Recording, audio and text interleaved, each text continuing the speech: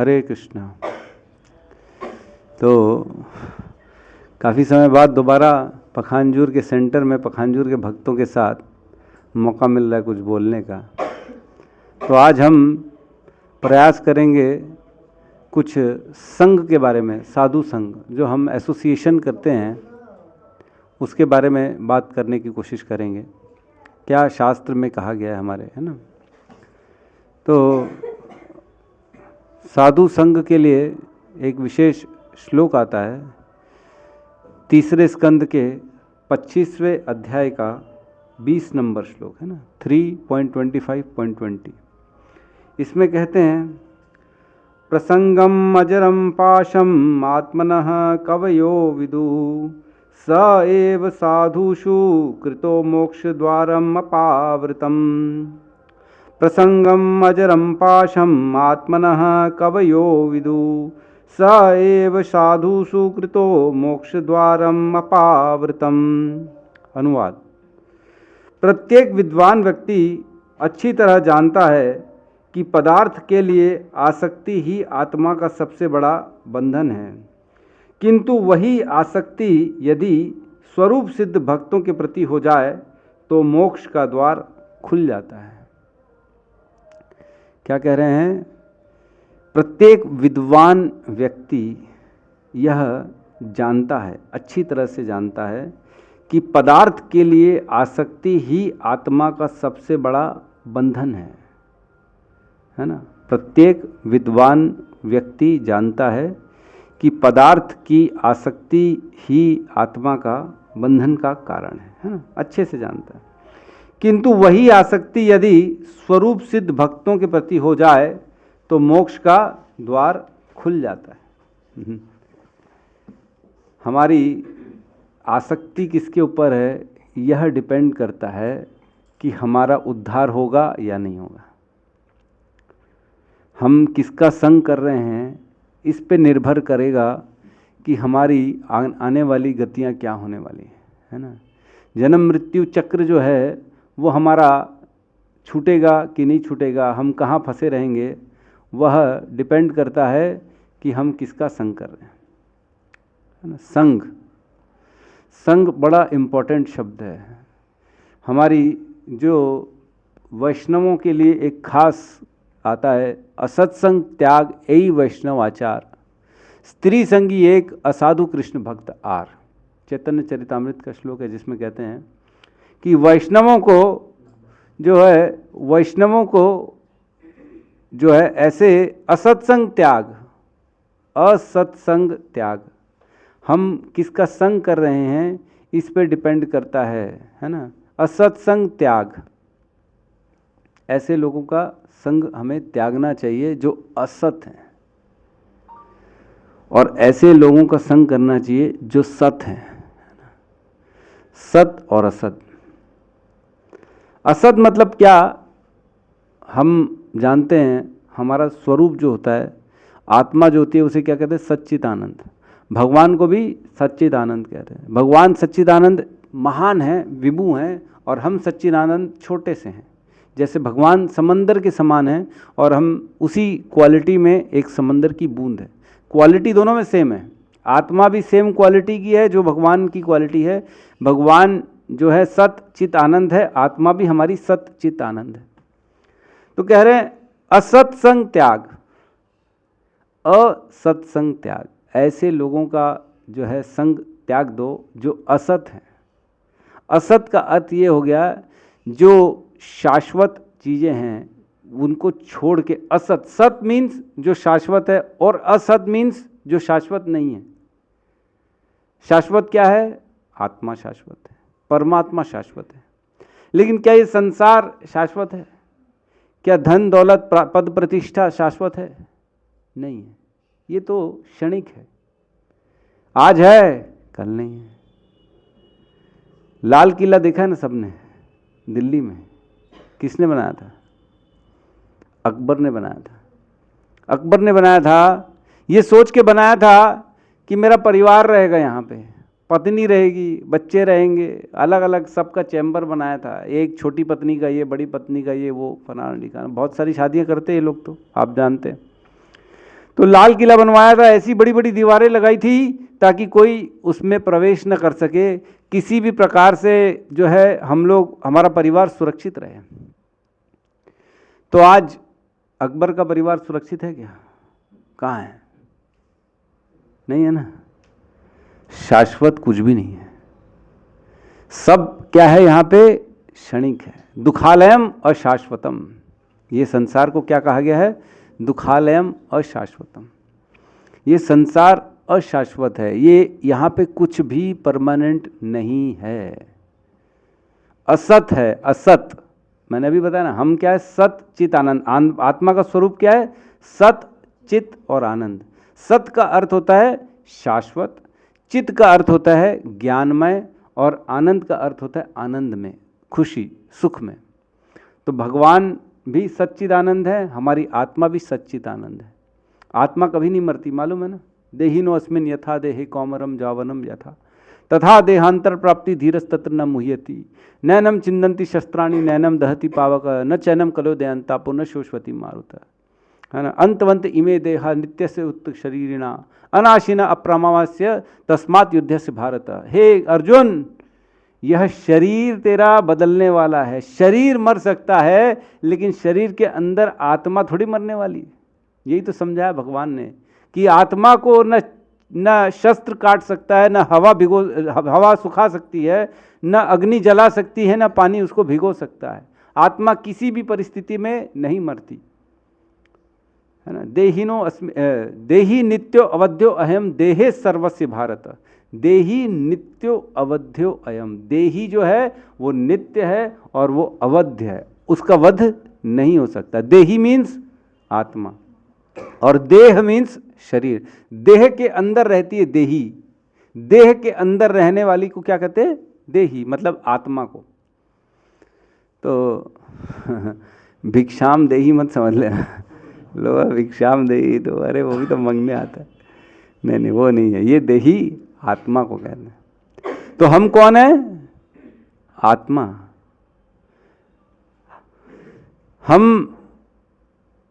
मैं एक आत्मा हूं और मैं शरीर में रहता हूं, या फिर मैं एक शरीर हूं और मेरे अंदर आत्मा रहती है। कौन सा सही है? फर्स्ट वाला सही है ना। मैं एक आत्मा हूं और मैं एक शरीर में रहता हूं, ये सही है ना। ना कि ये सही है कि मैं शरीर हूं और मेरे अंदर आत्मा रहती है। नहीं नहीं, आत्मा हम हैं, ये शरीर तो आता जाता रहता है ना। तो यहां कह रहे हैं असत, यहां क्या कह रहे हैं? असत्संग त्याग। ऐसी चीजों का त्याग कर दो जो असत है। सत क्या है? परमात्मा है ना। तो हमें किसका संग करना है? ऐसे भक्तों का संग करना है, ऐसे भगवान का संग करना है जो सत है। असत्संग त्याग, सत का त्याग संग करो और असत का त्याग कर दो। असत मीन्स टेम्पररी, जो क्षणिक है, जो संसार में घूम रहे हैं सारी चीजें, है ना। मान प्रतिष्ठा, आज सब जानते हैं, बड़े बड़े धर्मेंद्र चला गया, अभी गुजर गया कुछ दिन पहले, याद है? एक समय था धर्मेंद्र, कितना बड़ा हीरो था, कितना लोग पूछते थे उसको। आज नहीं है, किसी को कोई फर्क नहीं पड़ता। कोई आ रहा है जा रहा है, इससे किसी को फर्क नहीं पड़ता। एक समय था जब बहुत उसकी जो है बुलंदियों में था उसका नाम, बहुत बड़ा हीरो था हमारे बॉलीवुड का, लेकिन समय आया तो आउट हो गया, फिर कोई पूछने ही नहीं लगा उसको, आउटडेटेड हो गया। देवानंद आउटडेटेड हो गया, बड़े बड़े हीरो आउटडेटेड हो गए, है ना। तो इसी प्रकार सबका समय आता है और समय के साथ उसके साथ साथ सारी चीज़ें चली जाती हैं। तो हमें ऐसी चीज़ों पे कभी भी अपना अटैचमेंट नहीं बनाना चाहिए जो टेम्पररी हो। हमें परमानेंट पे अटैचमेंट बनाना चाहिए। और परमानेंट क्या है? केवल भगवान परमात्मा और ऐसे सत भक्त आत्मा जो हैं जो भगवान को समर्पित हैं, है ना। तो जो हमें भगवान का नाम, भगवान का गुण, भगवान का रूप लीला ये बताएं, जो भगवान से हमें जोड़ने का कार्य करें, ऐसे लोगों का संग करना चाहिए, है ना। साधु संग सर्व शास्त्र कहे, लव मात्र साधु संग सर्व सिद्धि होए। क्या कह रहे हैं? साधु संग सर्व शास्त्र कहे, लव मात्र साधु संग सर्व सिद्धि होए। लव, लव मतलब समझते हैं? नहीं समझते हैं? संस्कृत का वर्ड है ये लव, इंग्लिश वाला लव नहीं है, LOVV नहीं है ये प्रेम की बात नहीं चल रही है। ल और व है, ये संस्कृत का वर्ड है। ये समय को बताता है, जैसे हम बताते हैं 1 घंटा, 1 मिनट, है ना, 1 पहर और आधा दिन, ऐसा हम बताते हैं। वैसे लव भी एक समय का कैलकुलेशन है, मतलब 1 सेकंड के 11वें हिस्से को क्या कहते हैं? लव। कितना? 1 सेकंड के 11वें हिस्से को कहते हैं लव, संस्कृत में है। इंग्लिश वाला लव मत ले लेना। तो यहां कह रहे हैं साधु संग सर्व शास्त्र कहे, सभी शास्त्र क्या कह रहे हैं कि लव मात्र अगर कोई किसी साधु का संग मिल जाए ना, मतलब 1 सेकंड के 11वें हिस्से के बराबर भी अगर किसी साधु का संग मिल जाए तो सर्व सिद्धि होए, तो सिद्धियां मिल जाती हैं, जीवन सफल हो जाता है। तो प्रभु बोलेंगे 1/11वें सेकंड में क्या होगा, इतने कम समय में तो क्या कर देंगे हम। तो कहते हैं जो तीर्थ है, तीर्थ जाने से, तीर्थ में हमको वहाँ तीर्थ का, अगर हमें कहीं हम जाते हैं, तीर्थ जाते हैं पुण्य कमाने के लिए, अपने पाप धोने के लिए, अगर गंगा जाना है पाप धोने के लिए, वहाँ जाके स्नान करना पड़ेगा ना हरिद्वार में। यहाँ बैठे बैठे तो गंगा स्नान नहीं हो पाएगा, गंगा जाना पड़ेगा, हरिद्वार जाना पड़ेगा स्नान करने के। तब जब स्पर्श करेंगे गंगा का, तब गंगा का कृपा हम पे मिलेगी और हमारे पाप धुलेंगे। ठीक है, गंगा में अगर पाप धोना है तो जाना पड़ेगा, वहाँ स्नान करना पड़ेगा, उससे हम पे गंगा की कृपा आएगी। लेकिन शास्त्र कहते हैं जो भगवान के भक्त होते हैं ना, उनके दृष्टि मात्र से वो कृपा दे देते हैं, उनका दर्शन करने मात्र से वो हम पर कृपा दे देते हैं। हरि बोल। तो इतनी महिमा है साधु की। भगवान की भक्ति जो है वो केवल और केवल भक्त दे सकता है, और कोई दे नहीं सकता भगवान की भक्ति। तो भगवान की भक्ति देने की शक्ति किसके पास है? भगवान के भक्त के पास है। भगवान कहते हैं मैं भक्ति नहीं देता, राधा रानी कहती है मैं भक्ति नहीं देती, और कोई भी जो है किसी संसार में किसी देवी देवताओं में शक्ति नहीं कि हमको भक्ति दे दे। भक्ति केवल और केवल कौन देता है?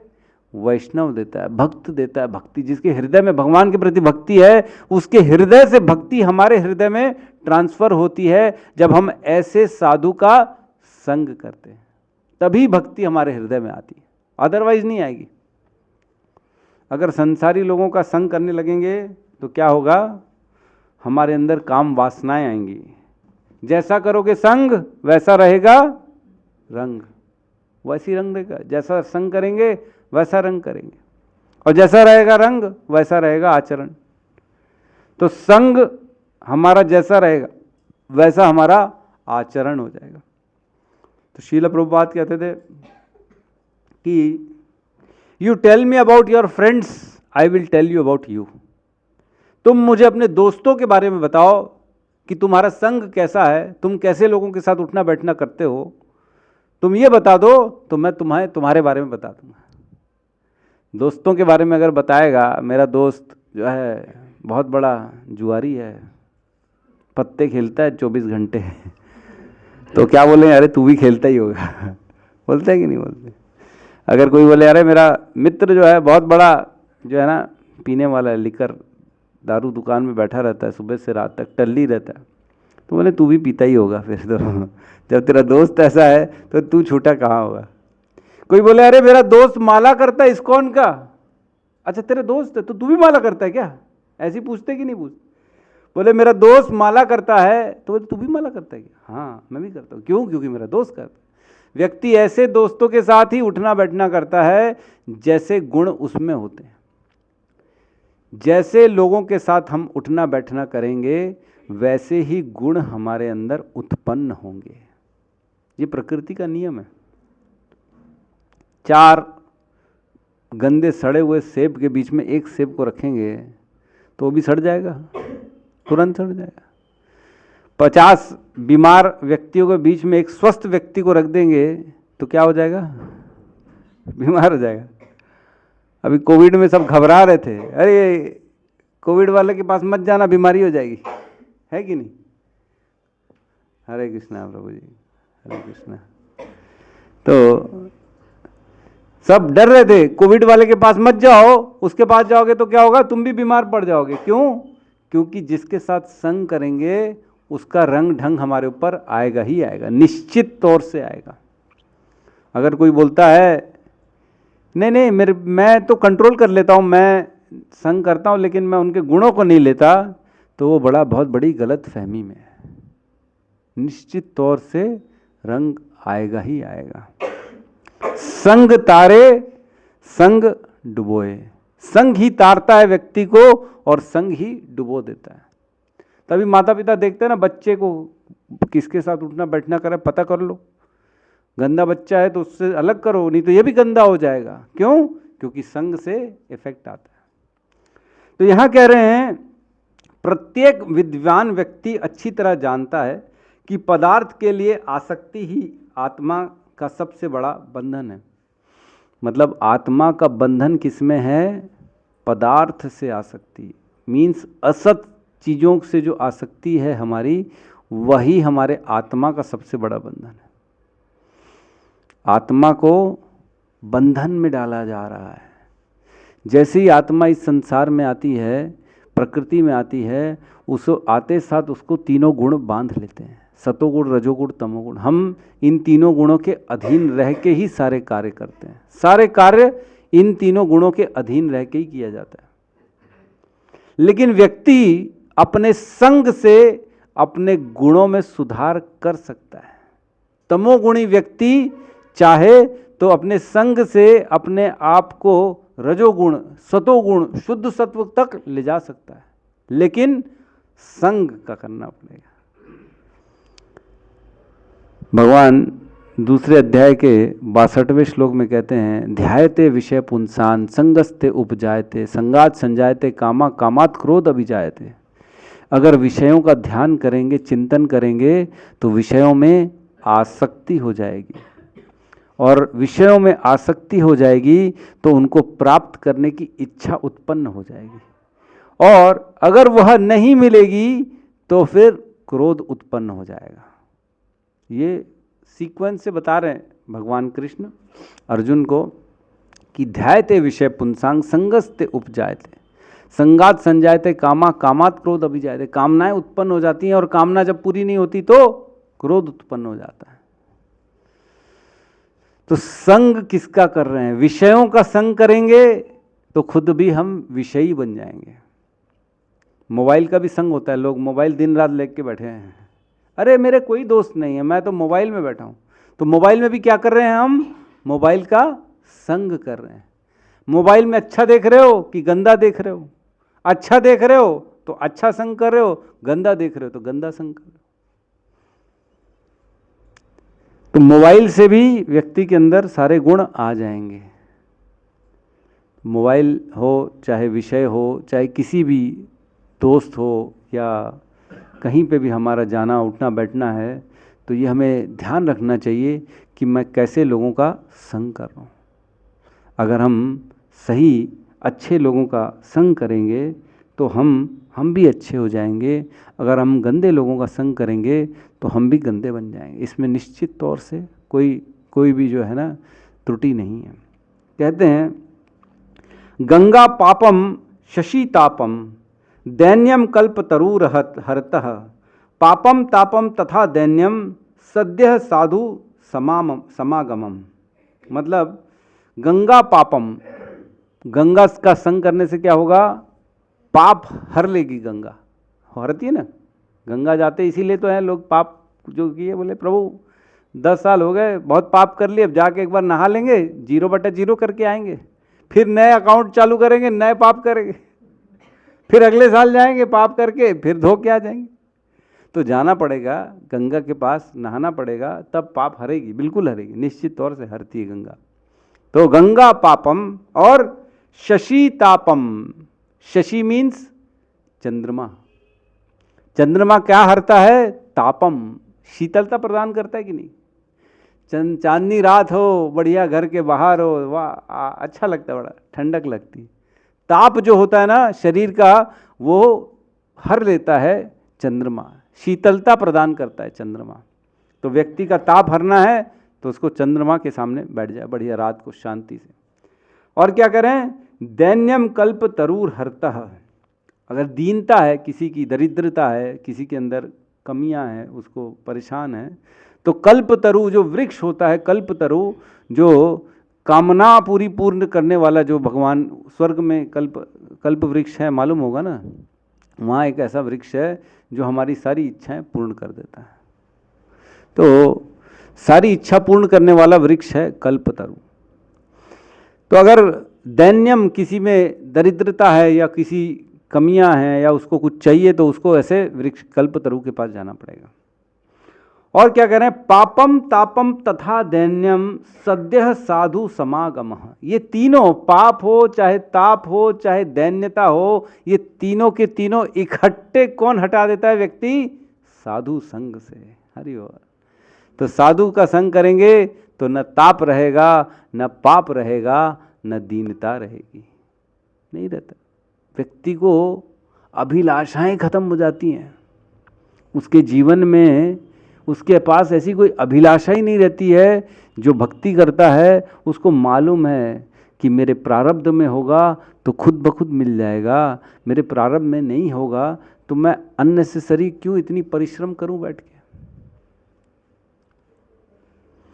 तुलसीदास जी कहते हैं, बड़ा सुंदर दोहा आता है तुलसीदास जी का, कहते हैं वो कहते हैं कि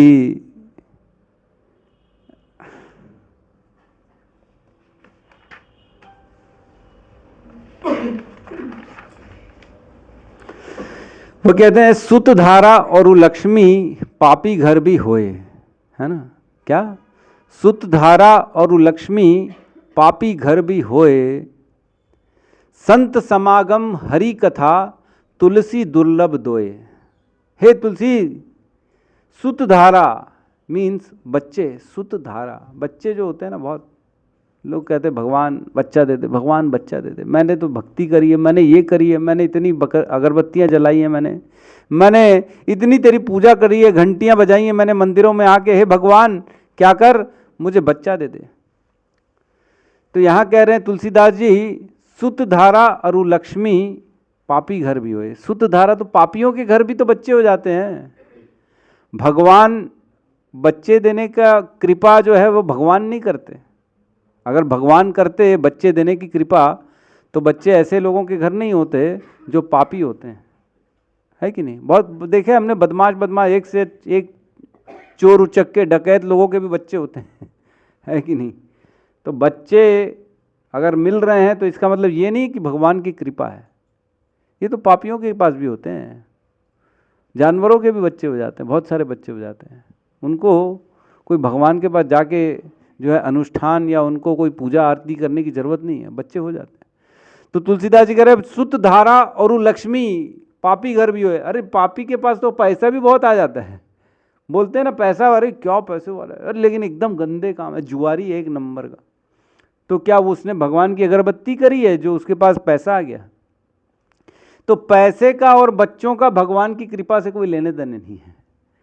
तुलसीदास जी कह रहे हैं ये तो पापी घर भी हो जाते हैं, पापियों के पास भी हो जाते हैं, आप जो है इससे कोई लेना देना नहीं भगवान की कृपा का। तो भगवान की कृपा किससे वो लेना देना है, बोल रहे हैं संत समागम और हरि कथा तुलसी दुर्लभ दो। ये दुर्लभ है, क्या दुर्लभ है, संत समागम, संतों का संग, ये दुर्लभ है। बाकी तो सब मिल जाएगा, पैसा भी मिल जाएगा, बच्चे भी मिल जाएंगे, उसके लिए बहुत तकलीफ की बात नहीं, ईजिली अवेलेबल है। लेकिन मुश्किल से क्या मिलेगा, संत समागम और हरि कथा। हरि कथा, जो ये कथाएं चल रही हैं भगवान को लेके, कैसे भगवान कृपा कर रहे हैं भक्तों पे, भक्त कैसे भगवान पे भक्ति कर रहे हैं, उनके लिए सब कुछ देने के लिए तैयार है। भक्त कभी प्रयास नहीं करता किसी और चीज के लिए, केवल भगवान की बस चरण की सेवा मिल जाए, भगवान का नाम जप कर लूं, बस यही चाहिए भक्त को, और कुछ नहीं चाहिए। भगवान से पूछा एक बार नारद जी ने, आप कहाँ रहते हो। भगवान से कहा आप कहाँ रहते हो? तो भगवान कहते हैं नाम वासांसी वैकुंठे न योगी नाम हृदय शवा यत गायत्री मद भक्ता तत्र तिष्ठामि नारद। हे नारद, मैं कहाँ रहता हूं? मैं वैकुंठ में नहीं रहता हूं। ना वाम वैसांसी वैकुंठे, मैं नहीं रहता हूं वैकुंठ में। योगी नाम हृदय शवा, योगियों के हृदय में भी नहीं रहता हूं। तपस्या कर रहा है योगी, लगा हुआ है, सालों साल योगी लगा हुआ है और अनुष्ठान कर रहा है, यज्ञ कर रहा है, वो ये कर रहा है, धूप में बैठा हुआ है, एक टांग पे खड़ा हुआ है योगी। ऐसे योगियों के हृदय में भगवान बोलते मैं नहीं रहता हूं। नाम वासांसी वैकुंठे योगी नाम हृदय शवा यत्र गायन्ति मद भक्ता तत्र तिष्ठामि नारद। हे नारद, जहां मेरे भक्त मेरी चर्चा करते हैं ना, मैं वहीं रहता हूं। कहाँ रहते हैं भगवान? जहां भगवान के भक्त भगवान की चर्चा करते हैं, भगवान उसी में बड़े प्रसन्न होते हैं। भक्त भगवान की चर्चा करने में प्रसन्न होते हैं और भगवान इस बात पे प्रसन्न होते हैं कि देखो मेरे को याद कर रहा है, मेरा नाम जप कर रहा है। बताओ, हमारा नाम जप करे कोई तो प्रसन्न होते कि नहीं? अरे दिन, अरे प्रभु क्या हो, प्रभु आप बहुत अच्छे हो। दिन रात कोई फ़ोन करे, प्रभु आपसे बात करने की इच्छा हो रही, प्रभु आपका नाम ले लें। कोई हमारा नाम लेता रहे, वाह वाह क्या बात है, हमारी तारीफ कर रहा है, हमारा नाम ले रहा है, वाह मेरा नाम हो रहा है ना? है कि नहीं? करते हो तुम कन्हैया, मेरा नाम हो रहा है। तो भगवान करते हैं, हम तो कुछ नहीं करते हैं। खैर, कहने का मतलब ये है कि भगवान प्रसन्न होते हैं जब उनका नाम लिया जाता है और भक्त प्रसन्न होते हैं जब भगवान की चर्चा होती है। जहाँ भगवान की चर्चा होती है भगवान वहीं रहते हैं और कहीं नहीं रहते हैं। तो हमारी भगवान की चर्चा चल रही तो यहाँ भगवान आ गए हैं, यहाँ बैठ गए हैं सुनने के लिए। भगवान परे नहीं है। यत्र गायन्ति मद भक्ता तत्र तिष्ठामि नारद। मैं वहीं रहता हूँ नारद जहाँ मेरे भक्त मेरी चर्चा करते हैं। तो हम जब जब भगवान का नाम जप करते हैं, जब जब भगवान के ग्रंथों को पढ़ते हैं, जब जब भक्तों का संग करते हैं, भगवान की चर्चा करते हैं, वहीं पे भगवान रहते हैं और कहीं नहीं रहते हैं। तो हमें क्या करना है?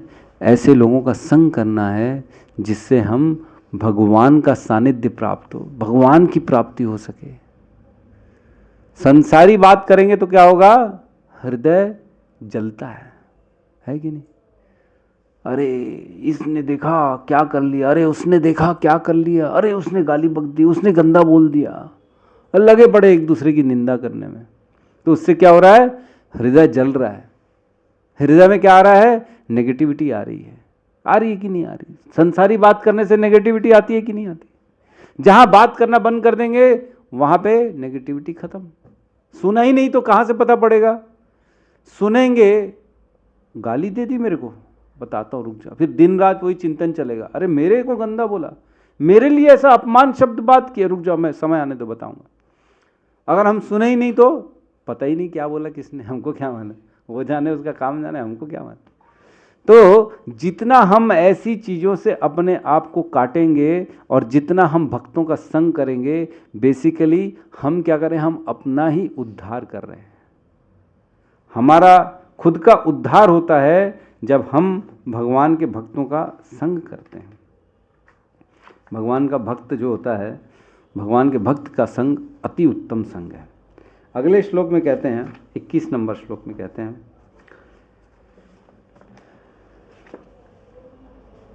इसमें कहते हैं साधु के लक्षण बताए गए। क्या लक्षण है साधु के जिसका हमको संग करना है? साधु के लक्षण ये है कि वह सहनशील होता है, वह दयालु तथा समस्त जीवों के प्रति मैत्री भाव रखता है, उसका कोई शत्रु नहीं होता, वह शांत रहता है, वह शास्त्रों का पालन करता है और उसके सभी गुण अलौकिक होते हैं। 8 जो है इसमें गुण बताए गए हैं। तितिक्षवः कारुणिका सुहृदय सर्वदेहिनाम अजात शत्रवः शांतः साधव साधु भूषणा। ये 8 गुण बताए गए हैं साधु के। कौन कौन से? तितिक्षः, सहनशील है वो। साधु किसको मानेंगे? जो जल्दी गुस्सा करते हैं, नहीं, जो सहनशील है। गुस्सा करेगा तो साधु क्या मानेगा, दिन रात गुस्से में बैठा है वो, उसको साधु नहीं मान। सहनशील जो है वह साधु है। उसको बुरा बोल रहे तो भी सहन कर रहा है, गंदा बोल रहे तो भी सहन कर रहा है वो। तो ऐसा व्यक्ति साधु नहीं है जो उद्विग्न हो जाए, गुस्सा कर ले, तलवार निकाल दूंगा, काट डालूंगा, मार डालूंगा, छोड़ूंगा नहीं। ये साधु का गुण नहीं है। सहनशील होता है साधु। क्यों सहनशील होता है? क्योंकि उसे मालूम है देने वाला भगवान है। अच्छा देगा तो भगवान देगा, बुरा देगा तो भगवान देगा। मेरे जो प्रारब्ध में होगा वो तो मुझे मिलेगा ही मिलेगा। उसको सहन ही करना है तो क्यों गुस्सा करूं, चुपचाप सहन कर लेता हूं, है ना। परिस्थिति के हिसाब से आदमी एडजस्ट हो जाता है कि नहीं होता है। आज भी राजस्थान में 50 डिग्री टेम्परेचर में लोग रहते कि नहीं रहते? राजस्थान में बड़ी गर्मी होती है ना। जैसलमेर में तो पानी भी नहीं है बोलते, वहाँ पूरा रेगिस्तान ही रेगिस्तान है। 50 डिग्री टेम्परेचर हो जाता है वहाँ पे, बाहर रखी रखी चीज़ें जल जाती हैं, है ना। बेचारे छोटे पशु और जो ये सब होते हैं वो तो मर जाते हैं, इतनी गर्मी होती है। तो व्यक्ति ऐसे समय, ऐसी परिस्थिति में भी एडजस्ट करके रहता है कि नहीं रहता? वहाँ लोग रहते हैं कि नहीं रहते हैं? रहते हैं, एडजस्ट कर लेते हैं वो। ऐसे ही होता है, हर व्यक्ति परिस्थिति से एडजस्ट कर लेता है ना। लेकिन साधु जो होता है वह सबसे एडजस्ट कर लेता है और वो उस पर कभी भी क्रोध और गुस्सा नहीं करता। इसे कहते हैं साधु। और क्या गुण है? कारुणिकः, वो दयालु होता है, सब पे दया करता है। साधु का ये गुण है, दयालु। तो दया का अर्थ ये है केवल मनुष्यों पे दया नहीं करता, वो पशु पक्षियों पे भी दया करता है। जीव, अन्य सभी जीवों पे किसी भी प्रकार का हानि नहीं होना चाहिए, ये साधु का गुण है। अभी वो कभी ये पशु वध करके मांस भक्षण नहीं करता साधु। क्यों? क्योंकि उसमें हानि है, उसमें किसी का मृत्यु हो रही है। आखिर तो वो भी किसी के परिवार का हिस्सा है जिसको हम खाने वाले हैं। जब देखेंगे, जब किसी कटता है, जब कोई पशु वध होता है खाने के लिए, मांस भक्षण के लिए, तो वो तड़पड़ाता है बहुत ज़्यादा। क्यों तड़पड़ाता है? क्योंकि उसे तकलीफ होती है। सेम तकलीफ होती है जैसे हमारे को होती है। हम अगर अपना हाथ काटें तो जितना दर्द होगा उतना ही किसी भी पशु जीव को काटने से उसको भी उतना ही दर्द होता है जितना हमको होता है। तो क्या ये उचित है हम किसी को खा लें, उसको मार के इतना दर्द दें उसको? नहीं नहीं, गलत बात। तो जीव दयालु होता है, कारुणिका होता है साधु, और सुहृदय रहता है, सब पे सबका वेल विशर होता है, सबके लिए अच्छा सोचता है साधु। साधु का ये गुण है, सबका उद्धार चाहता है, इसका भी भला हो, उसका भी भला हो, उसका भी भला हो, सबका भला हो, यही साधु का गुण है। और क्या कह रहे हैं?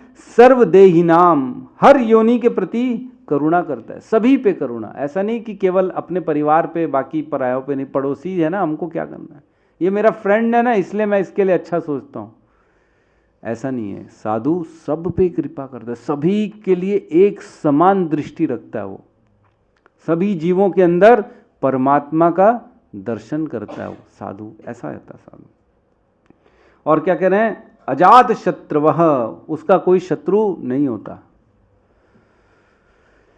शत्रु हो तो भी वो शत्रु नहीं मानता, ऐसा स्वभाव होता है। अरे मेरा किस लिए दुश्मन होगा कोई, मैं करता ही क्या हूँ, भगवान के शास्त्र, भगवान का नाम जप करता हूँ, कोई मेरा दुश्मन क्यों होगा?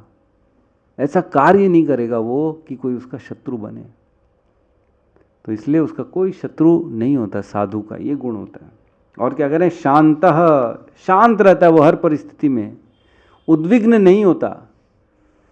कई लोग तो ट्रैफिक जाम होती है उसी में उद्विग्न हो जाते हैं। अरे ये कितनी देर से जाम लगा है, कब जाऊंगा घर, क्या तरीका है ये। ट्रेन खड़ी हो गई कहीं पे आधा घंटा एक्स्ट्रा, तो उसी में उद्विग्न हो जाता है। अरे गाड़ी क्यों नहीं चल रही, गाड़ी क्यों नहीं चल। अरे भैया जब चलनी हो चल जाएगी, तुम्हारे से बोलने से थोड़ी चलेगी, है। तुम परेशान हो रहे हो, उद्विग्न हो रहे हो, इसका क्या मतलब है? गाड़ी चल जाएगी। जब जहाँ जिसको पहुँचना है तब वो वहाँ पहुँच ही जाता है ना। तो इसलिए शांत रहता है, उद्विग्न नहीं होता किसी भी स्थिति परिस्थिति में। वह जानता है जो होता है वो कृष्ण की कृपा से होता है। इसलिए किस लिए वो अपने आप को परेशान करना। कहते हैं तुलसीदास जी, तुलसी निर्भय होके सोए, तुलसी राम भरोसे निर्भय होके सोए, अनहोनी होती नहीं है और होनी है सो होए। अनहोनी तो होगी नहीं, ऐसा होगा कार्य नहीं जो नहीं होने वाला वो हो गया, ऐसा तो कभी होता नहीं। जो होना वो होके ही रहेगा, कोई किसी में ताकत नहीं है कि उसको रोक सके। अनहोनी होती नहीं, होनी है सो होए, तुलसी राम भरोसे निर्भय होके सोए। तुलसीदास जी को क्या करना, होना होगा होगा, नहीं होना होगा नहीं होगा, क्यों परेशान होगा, हर स्थिति में शांत रहे। एक बार एक बड़े महान भक्त थे, जो है गुजरात के भक्त थे, है ना, नामदेव भक्त थे। उनका पुत्र जो था वो मर गया, जवान पुत्र मर गया।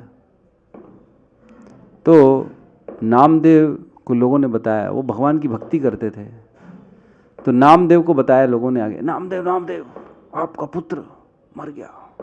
अच्छा, नामदेव बोलते अच्छा मर गया, ओ चलो ठीक है, जाओ तुम लोग क्रियाक्रम की तैयारी करो, मैं 2-4 भजन करके आ जाता हूँ। वो क्या कह रहे हैं, मैं 2-4 भजन करके आता हूँ। अब मर ही गया, बोले तो मैं क्या कर सकता हूँ, किसी में तो अब ताकत नहीं है उसको वापस ला सके। तो जो कार्य करने बैठा था नामदेव, वह कार्य करता, वो बोलता मैं भजन करने बैठा हूँ, भजन ही करूँगा। तो क्या कहते हैं वो, सुखनो गोपाल, वो बड़ा अच्छा भजन है जिसमें वो गाते हैं कि तूने खूब किया मेरे गोपाल, बच्चे को ले लिया सुखनो गोपाल, अब मैं अच्छे से शांति से तेरा भजन करूँगा। पहले बच्चा था, टेंशन थी, उसको सेट करना है, उसको धंधे पे लगाना है, उसकी शादी करानी है, उसके बच्चे हो रहे हैं, उसके नहीं बच्चे हो रहे हैं, उसको लफड़ा हो रहा है, परेशान हो रहा है, बीवी से लड़ रहा है, जो भी हो रहा है। तो टेंशन का टेंशन बढ़ता, सुखनो गोपाल भजनो गोपाल, तूने ठीक ही किया जो किया भगवान, मेरे भजन के लगता है तूने लाज रखी, मैं भजन करूं इसलिए तूने ऐसा काम कर लिया, ठीक है मैं भजन कर लेता हूँ। तो भगवान के भक्त कैसे होते हैं, हर स्थिति परिस्थिति में भगवान पर निर्भर होते हैं। जो करे भगवान अच्छा करे, है ना, जो हो रहा है अच्छा हो रहा है, उस पर कभी भी उद्विग्न नहीं होते, शांत रहते हैं। और क्या कह रहे हैं, साधवः, वह क्या करते हैं, शास्त्रों के अनुसार चलते हैं। ऐसा नहीं अपनी मर्जी से चलते हैं, अरे जी अब कल से हम 6 बजे उठेंगे, अब हम 4 बजे नहीं उठेंगे। नहीं भैया, जो शास्त्र में लिखा है वो करना चाहिए, ब्रह्म मुहूर्त में उठना चाहिए हमको, ब्रह्म मुहूर्त में उठेगा वो, जो शास्त्र कहेंगे वही करेगा साधु। यह शास्त्र विधि उत्सृज्य वर्तते कामकारात्, न सत सिद्धिम आपनोति न सुखाम न पराम गति। यह शास्त्र में जो लिखा है वही करना चाहिए व्यक्ति को, अपनी मर्जी से कुछ भी नहीं करना चाहिए। यह शास्त्र विधि उत्सृज्य वर्तते कामकारात्, अगर शास्त्रों के विपरीत कोई काम करेगा तो क्या होगा, न सुखाम न सिद्धिम न पराम गतिम, न स सुखाम न पराम गतिम, उसको न परागति मिलेगी, न उसको सिद्धि मिलेगी, न सुख मिलेगा।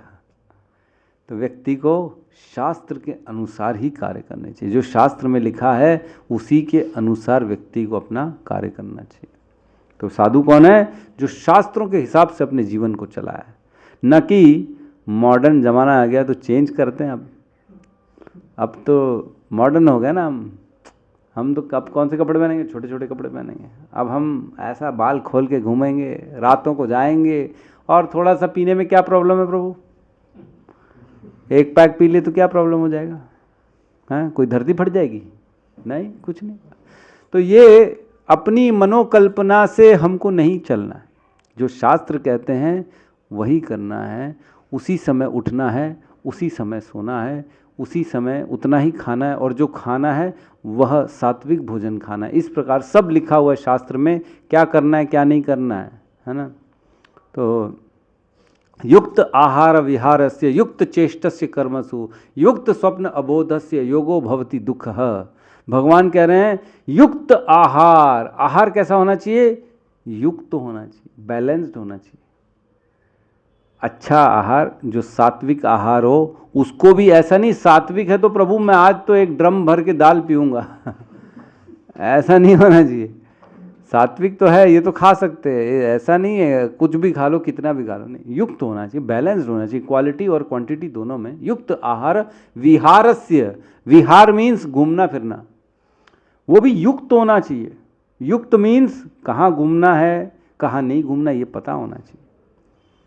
कहीं पे भी चलेगा, पिक्चर देख क्या प्रभु, आज हम लोग तो सलमान खान की, और वो क्या गा रहा है, ओ जाने जाना ढूंढे तुझे जमाना, ये देख के आ रहे हैं हम, प्रभु मजा आ गया पिक्चर देखे। अरे भैया कहाँ जाना है कुछ सोचो तो सही, शास्त्र के अनुसार करना है हमारे को।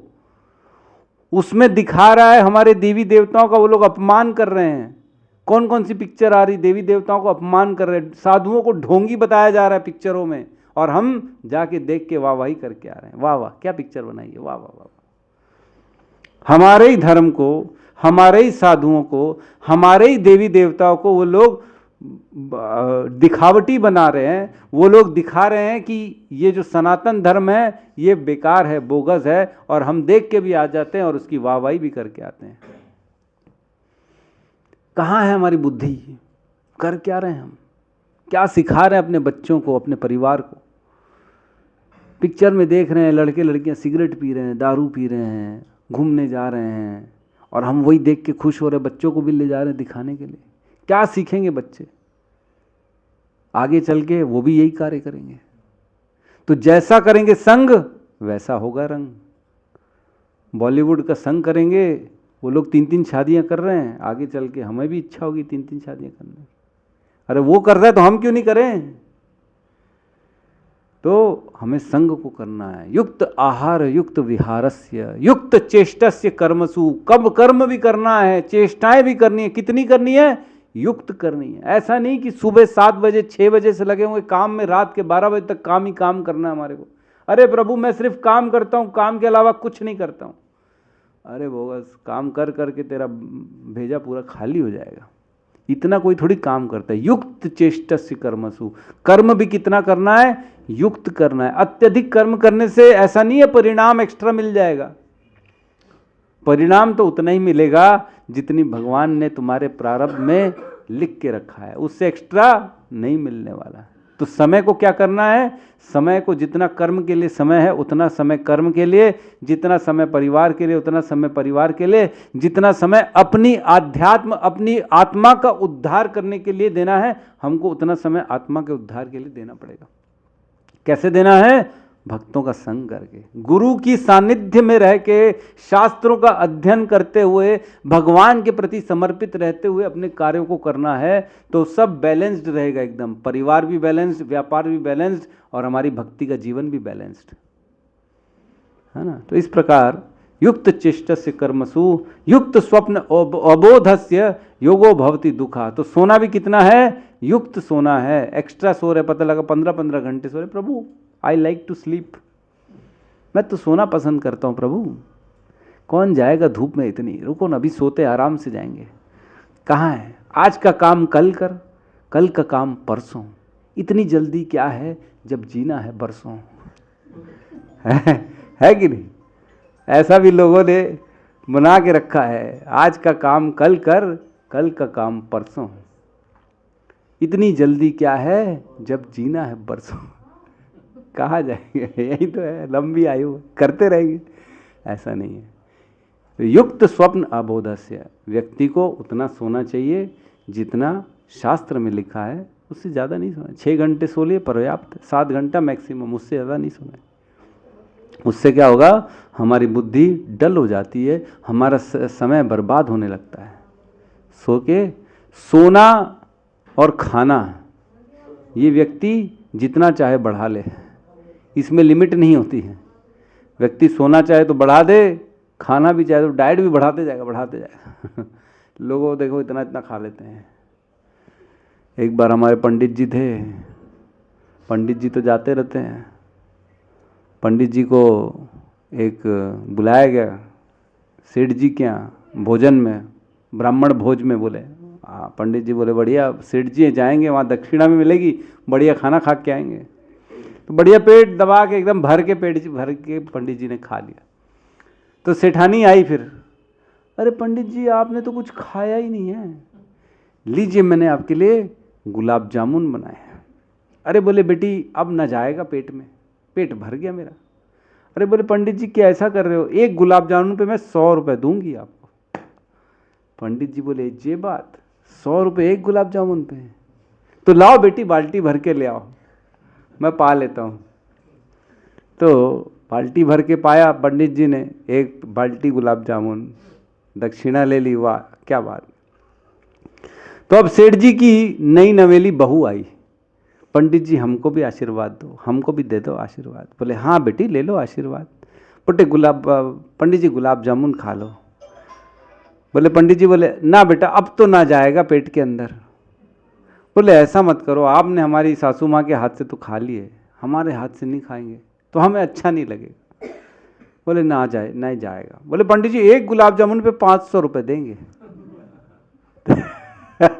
बोले अरे ये बात, 500 रुपये तो ले आओ एक बाल्टी भर के खा लेते हैं। तो ऐसा नहीं होना चाहिए, है ना, कि खाए जा रहे ऐसा नहीं होना चाहिए। व्यक्ति को युक्त खाना चाहिए, युक्त आहार अन्यथा, सारी चीज़ें युक्त करनी चाहिए। ऐसा युक्त करने से क्या होगा, योगो भवति दुखा, दुखों से आदमी व्यक्ति दूर रहता है, वो सुखी रहता है, व्यक्ति संतुष्ट रहता है।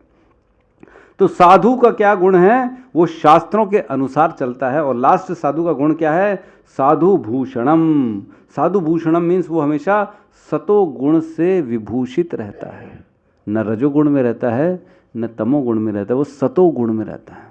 साधु का ये भूषण है।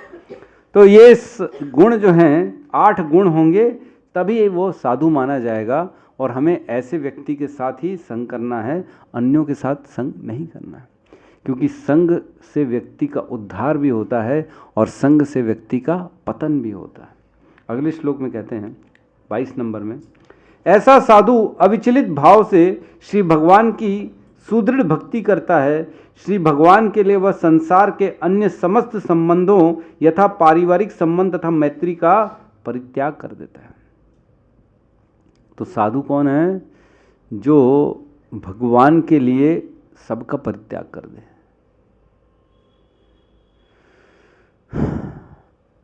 ध्रुव महाराज, सब जानते हैं ध्रुव महाराज को कि नहीं जानते? ध्रुव महाराज ने 5 साल की उम्र में अपनी माता का त्याग कर दिया था भगवान की प्राप्ति के लिए। भगवान की प्राप्ति के लिए घर छोड़ दिया था ध्रुव महाराज ने 5 साल की उम्र में।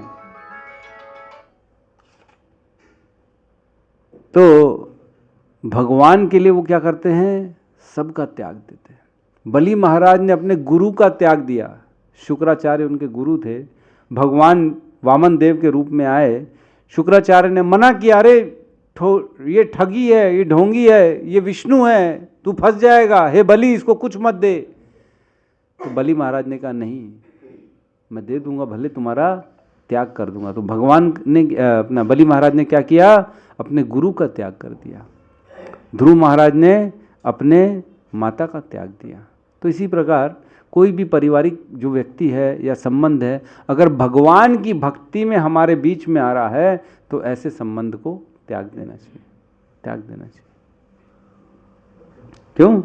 क्योंकि कौन पिता है, कौन माता है, कौन धाता है, कौन, एक श्लोक आता है उसमें कहते हैं जो है, काते कांता कस्ते पुत्र संसारो अयम अति विचित्रा। हैं क्या कह रहे हैं? काते कांता कास्ते पुत्र संसार अयम अति विचित्रा कस्य त्वम कह कुत आयात तत्वम चिंतया तदीय भ्रात। कौन तुम्हारा पत्नी है, कौन तुम्हारा पति है, कौन तुम्हारा पुत्र है, ये संसार बड़ा विचित्र है। आज हमारे प्रभु सुबल प्रभु, आपकी उम्र कितनी है? 28 तारीख को 35 हो गए, 35 साल के हो जाएंगे। 40 साल पहले कहाँ थे आप? हैं? याद नहीं? तो कहीं तो थे, याद नहीं है लेकिन, है ना। इसी प्रकार हम सबको हमारे जन्म के पहले का कुछ याद नहीं रहता। याद रहता है क्या? किसी को याद है क्या? कोई बता सकता है क्या जन्म के पहले वो कहाँ था, किसका पति था, किसका पत्नी था, किसका पुत्र था, किसका पोता था? कुछ याद है? नहीं याद। तो क्या इस जन्म के पति पत्नी पुत्र पिता अगले जन्म में याद रहेंगे? नहीं याद रहेंगे। तो ये संबंध कब तक है? केवल और केवल मृत्यु तक है। मृत्यु के बाद कोई संबंध नहीं है। कि जैसे हमारे को पिछले जन्म का याद नहीं, प्रभु को याद ही नहीं है। हो सकता है किसी के पति रहे हों, किसी की पत्नी रहे हों, झगड़ा करके आ गए हों, हैं, किसी का जो है घर तोड़ के आ गए हों, किसी से लड़ाई करके आ गए हों, याद नहीं है, लेकिन किसी न किसी रूप में होंगे ही होंगे वो। तो उसी प्रकार कौन किसका पति है, कौन किसका पत्नी है, ये केवल कर्मों का बंधन चल रहा है। जितने कर्म के बंधन होंगे उतना समय हम उसके साथ रहेंगे, उसके बाद वो संबंध खत्म। बस ये जीवन संबंध मिलता ही ऐसे है। जिसके साथ जो संबंध लेना देना, सेवा की होगी पिछले जन्म में तो इस जन्म में सेवा मिलेगी। पिछले जन्म में किसी की सेवा कर ली, सपोज करो कुत्ते की सेवा कर ली, इस जन्म में कुत्ता पुत्र के रूप में आएगा और हमारी सेवा कर देगा, क्योंकि ऋण चढ़ा हुआ है उसके ऊपर हमारे सेवा का। किसी से पिछले जन्म में बहुत पैसा ले लिया और मर गए, पैसा वापस नहीं किया, तो इस जन्म में वही व्यक्ति पुत्र के रूप में आएगा और सारा पैसा ले लेगा। यही चल रहा है। और आदमी प्रेम से दे भी देता, तू तो मेरा बेटा है, ले ले ले ले ले ले। ये वही उधारी है जो तुमने नहीं चुकाई है, वो इस जीवन में चुका रहे हो तुम। पिछले जीवन की उधारी है। पिछले जीवन में तो देते नहीं थे, मैं नहीं दूंगा पैसा, मैं नहीं दूंगा, इधर उधर भगते थे। अब वही पुत्र के रूप में आ गया, वही बीमारी के रूप में आ गया, बीमार कर दिया, दिन रात डॉक्टरों पे पैसा दे रहा है। वही कर्जा था जो इस जीवन में उतर रहा है। तो कौन किसका पुत्र है? क्या माता पिता में शक्ति है कि पुत्र उत्पन्न कर ले? किसी में है? कोई बोल सकता है हाँ मेरे में शक्ति है, मैं बच्चा पैदा कर सकता हूं? नहीं, बच्चा केवल भगवान की कृपा से आता है। नहीं तो इतने ये डॉक्टर नहीं बैठे रहते जो टेस्ट ट्यूब बेबी और ये वो जो रहता है। क्यों? क्योंकि कृपा होगी तभी संतान होगी, अदरवाइज नहीं होगी।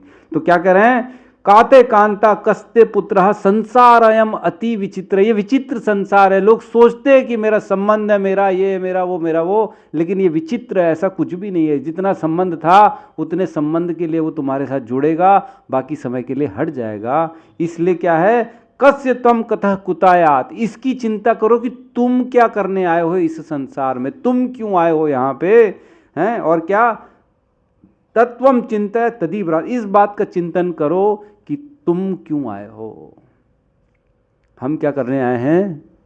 भक्ति करने आए, साधु संग करने आए हैं। साधु संग करेंगे तो हमारे जीवन का उद्धार हो जाएगा, नहीं तो क्या होगा? हमारे जीवन का पतन हो जाएगा। कितना समय है प्रभु अपने पास? 8:30 तक। तो अगले श्लोक में कहते हैं 23 नंबर श्लोक में ना 3.25.23 इसमें कहते हैं निरंतर मेरे अर्थात पूर्ण पुरुषोत्तम भगवान के कीर्तन तथा श्रवण में संलग्न रहकर साधु गुण किस प्रकार भी भौतिक कष्ट नहीं पाते।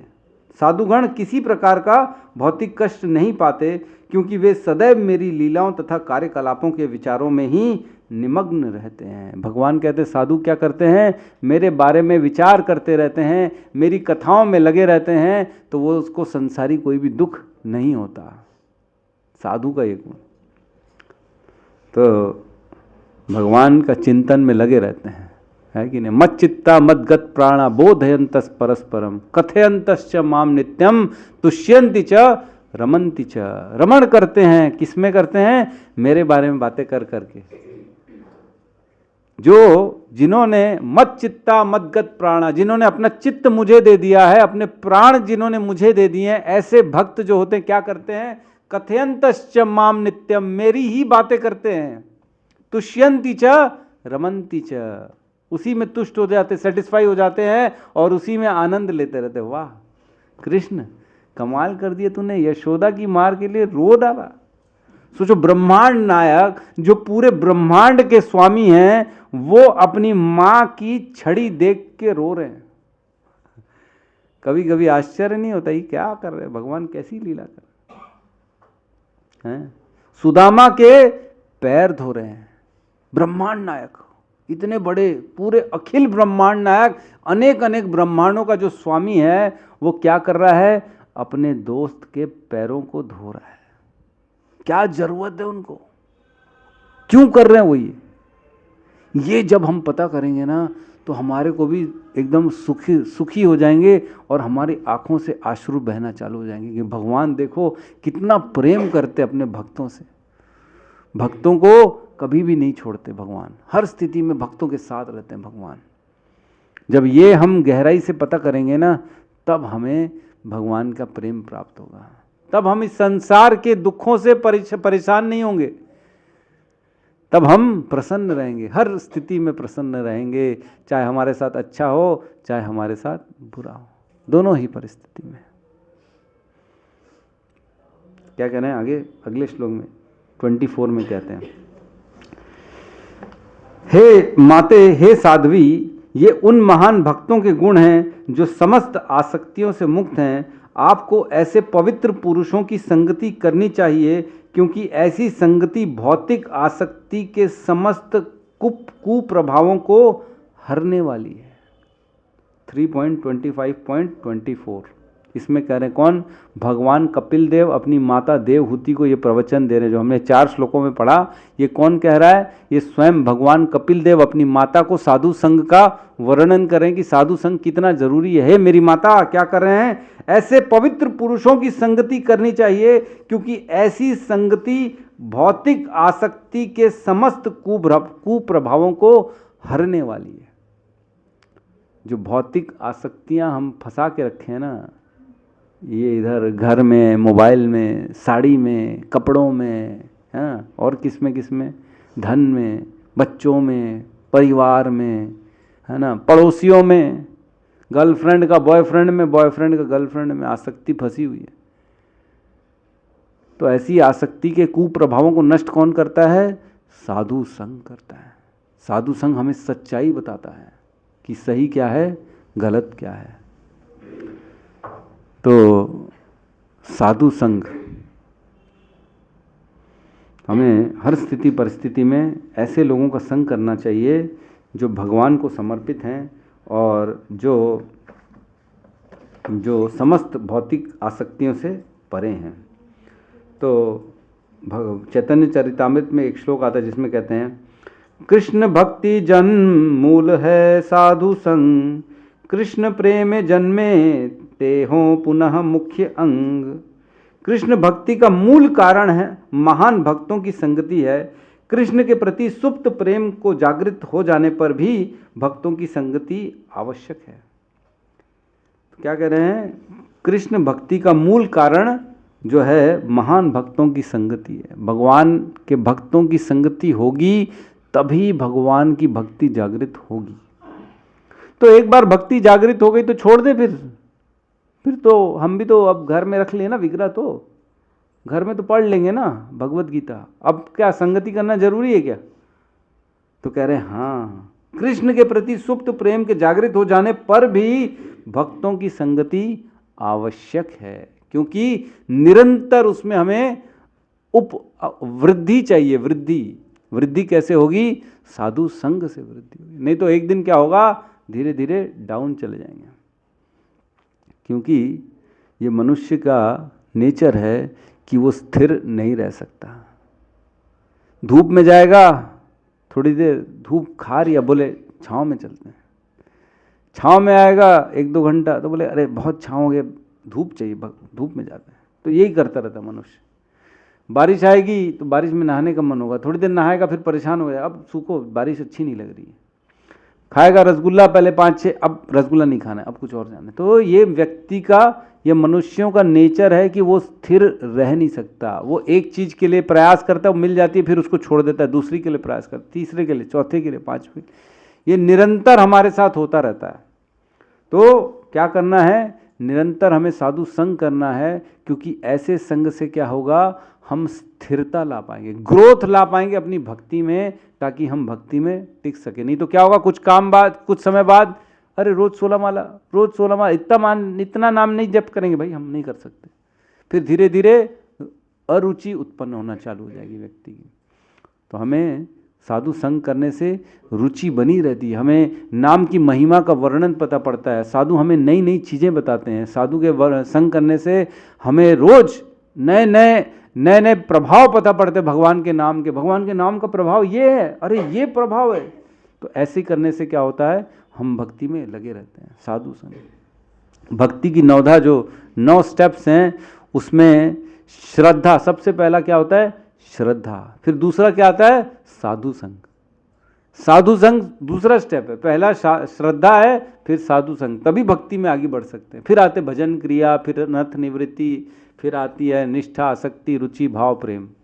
तो हम उसके बाद निकाय जो प्राइमरी एकदम छोटा बच्चा जैसे होता है ना, तो साधु संग के बिना व्यक्ति नहीं कर सकता। 2 तरह के साधु होते हैं, एक भक्त और एक होता है जो है ग्रंथ साधु, है ना। भक्त भागवत और ग्रंथ भागवत दोनों का संग कर सकते हैं।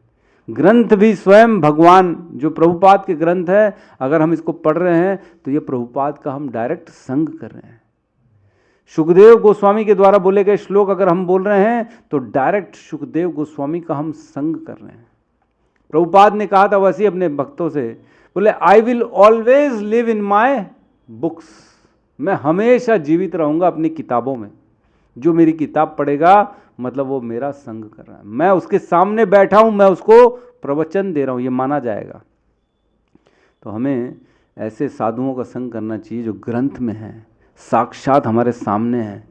ऐसे साधुओं का संग करना चाहिए। क्यों? क्योंकि ऐसे लोगों का संग करने से उनके गुण हमारे अंदर आना चालू हो जाते हैं, है ना। जैसे जो अवगुण वाले लोग हैं उनका संग करने से क्या होगा, उनके अवगुण हमारे अंदर आते हैं। वैसे ही सद्गुण वाले व्यक्तियों का संग करने से क्या होगा, हमारे अंदर भी सद्गुण आ जाते हैं। तो बहुत ज़रूरी है हमें संग करना। और कभी कभी ऐसा हो जाता है कि एक बार की बात है, नारद जी का पूर्व जन्म सबको मालूम है क्या? नारद जी पूर्व जन्म में कौन थे? दासी पुत्र थे, सबको मालूम है। किसको किसको नहीं मालूम है नारद जी के पूर्व जन्म में? सबको मालूम है नारद जी पूर्व जन्म में क्या थे? नहीं मालूम है ना। तो नारद जी जो थे पूर्व जन्म में क्या थे, वो एक दासी के पुत्र थे। दासी के पुत्र थे, और वह दासी क्या करती थी, साधुओं की सेवा करती थी। तो छोटे से बच्चे नारद जी क्या करते थे, उन साधुओं का संग कर लेते थे, क्योंकि वो उनकी माता उनकी सेवा कर रही है।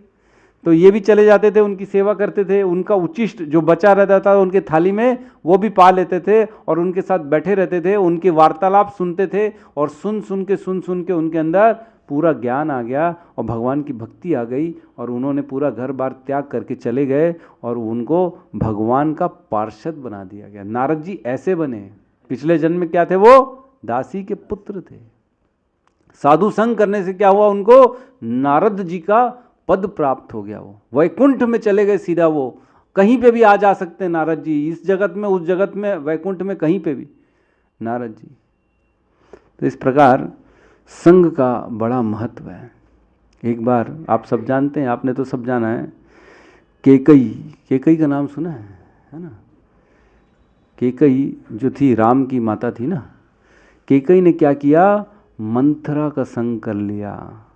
तो क्या हो गया, उसने अपने पुत्र जो राम है उसी के लिए उसने क्या बोला कि इसको 14 साल का वनवास दे दो। अपने पति दशरथ से वरदान मांगा था। दशरथ ने प्रॉमिस किया था कि जब भी तेरे को लगे 2 वरदान मैं तुझे दे दूंगा, तो वह वरदान मांगती है। क्यों? क्योंकि मंथरा का उसने संग कर लिया, और उसकी बुद्धि जो है वो पूर्ण रूप से मंथरा ने फेर दी। जबकि बोलते हैं केकई जो है राम को कौशल्या से ज्यादा प्रेम करती थी। माता केकई के पास राम भगवान ज्यादा समय बैठते थे, न कि कौशल्या के पास। ऐसी कैकेयी का मति जो है वो मंथरा के संग ने खराब कर दी। सोचो, तो हम तो बहुत तुच्छ हैं, है कि नहीं? तो हमें कभी भी ऐसे संग से बचना चाहिए जो केवल भौतिकता में लगे हो, जो केवल और केवल जो है ये चाहिए वो चाहिए, ऐसे लोगों से हमें संग नहीं करना चाहिए। क्यों? क्योंकि साधु संग सर्वशास्त्र कहे, लव मातृ साधु संग सर्व सिद्धि होए। तो सारी सिद्धियां चाहिए